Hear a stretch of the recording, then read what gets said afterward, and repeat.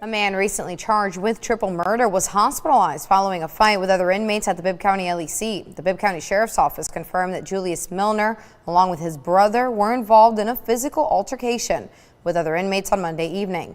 Milner was arrested after 3 people were shot and killed on Sunday night along Mosley Street in Macon. The incident came as one of 8 separate shootings in Macon over the weekend, causing local leaders and community members to demand action in an anti-violence march. Milner and his brother were treated at a local medical facility and subsequently returned to jail. The incident remains under investigation. 2 people were injured in Macon's 9th shooting in 3 days. Bibb County deputies say a 911 call came in Monday night just after 9 o'clock about a person shot at Green Meadows Apartments on Log Cabin Drive. There, they found a 26-year-old man with a gunshot wound and learned that a 19-year-old girl was also shot. The young woman took herself to a nearby hospital where she was listed in critical condition but has since been upgraded to stable condition. The male victim suffered non-life-threatening injuries and no other injuries were reported. At this time, no arrests have been made.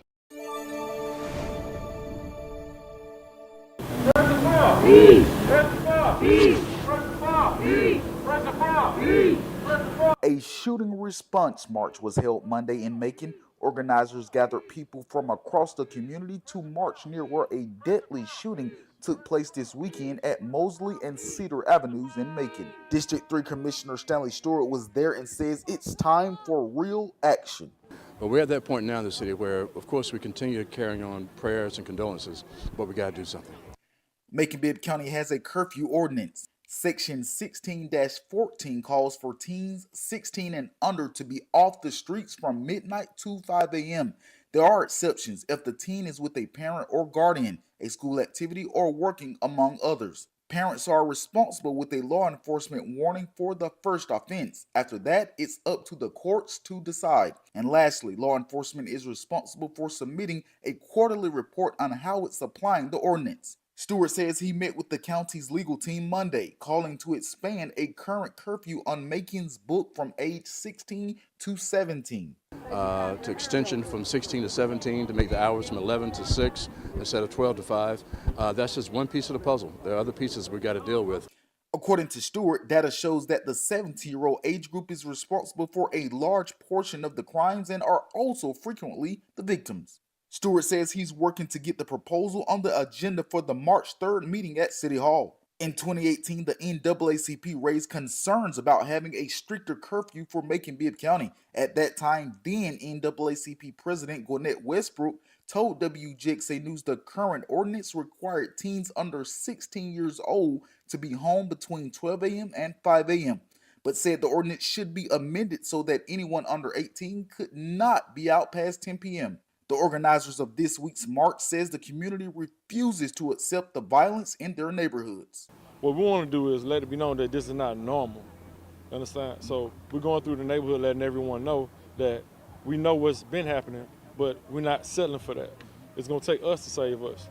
You know, it's going to take the streets to save the streets. So at the end of the day, it ain't about blame games. It's about all the different, we had pastors here, we had business owners here, we had nonprofits here, we had elected officials. Malone says this is not a one-time event and not a photo op, which is why the media was not directly invited.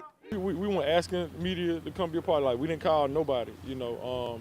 We appreciated you though, like even with you, Brother Carlos, like you're part of our community. So we respected that, the fact that you always here, you always with us, shine a light on the positive. And so that's why we granted, you know, access to you and us, you know, even me now doing this interview with you. You know, we appreciate the media that did come today because, you know, we do know there's a lot of negativity that's always spread. So we appreciate the positive. But yeah, this ain't no photo op. You know, I definitely make that clear, put this on camera. This ain't no photo op.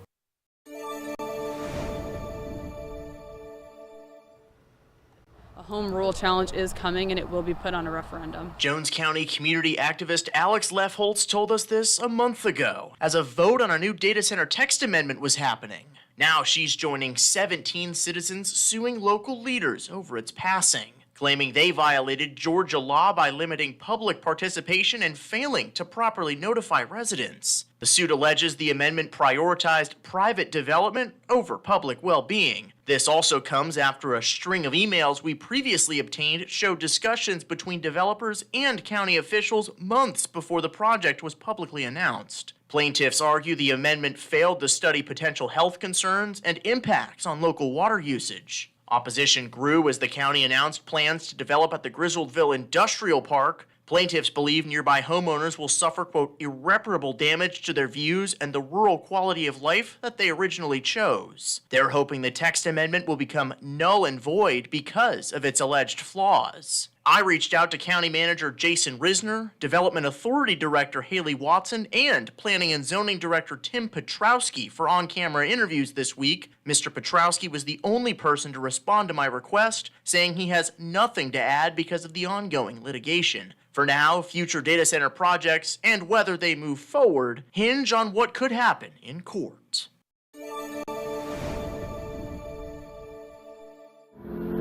Inside St. Joseph Catholic Church in downtown Macon, the beauty is breathtaking. Our music plays such an important, integral part of our Eucharistic celebration as Catholics. But the magnificent pipe organ that has helped lead worship at St. Joseph Catholic Church for decades. You know, this organ is probably one of the nicest organs and historically important organs in the Southeast. Is being taken apart and sent out of state for a full renovation. Michael Taylor, facility manager for St. Joseph Catholic Church, says a company out of North Carolina, Lutech Pipe Organ Builders, has taken on the task. They're going to begin tearing apart, disassembling the organ, which has over 3,000 pipes, and they're going to take it to their shop in North Carolina and completely refurbish our organ. We refurbished it in 1985, so it's 41 years overdue, basically, and it's just having mechanical failure on several keys that we press. They just either don't work or make a terrible noise. Taylor says the project is being funded through parish support, and while the organ remains central to worship at St. Joseph, Taylor says Mass will continue with the replacement instrument until the repairs are completed and the organ is reinstalled, hopefully by Christmas. Reporting in Macon, Gloria Ruth Benny, WGXA News.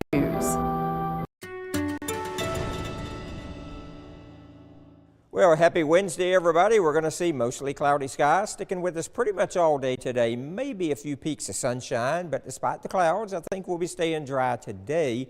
And our temperatures are going to be going up to the upper 60s, so it will be milder than we've been the last few days.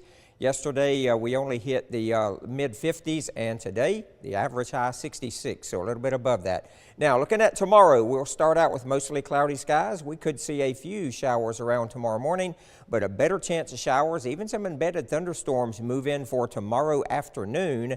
And not only that, that will linger into tomorrow night as well, when we'll continue to see some showers around. And then as we get into Friday morning, we'll see some showers still lingering into Friday morning. But I think by late morning into early afternoon on Friday, most of the rain will be moving out of here.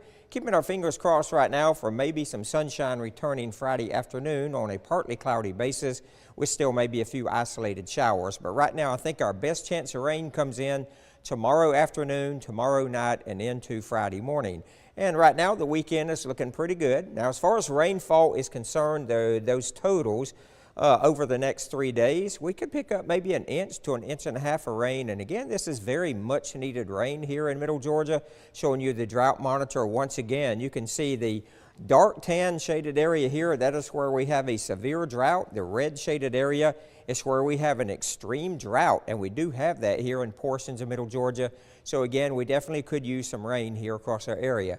Now, another big story over the next few days is going to be those temperatures. We are going to continue to be warming up over the next several days, and temperatures will be running above average. The average high this time of year is 66. So starting today, right on through the rest of the week, the weekend, and all of next week, right now, looks like we'll be running above average on those temperatures, both daytime highs and also our morning lows.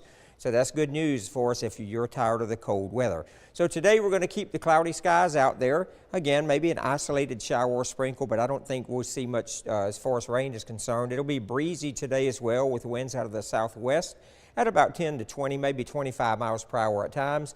And then tonight we'll see mostly cloudy skies. We'll be dropping down to the mid-50s. And then here's our 10-day forecast showing those showers and thunderstorms tomorrow afternoon, lingering into Friday mornings, temperatures staying mild. And look at the weekend. Sunshine returns. Sunday, we could literally see some upper 70s. That'll carry over into Monday, slightly cooler on Tuesday, but Wednesday through the rest of next week, we're back into the 70s.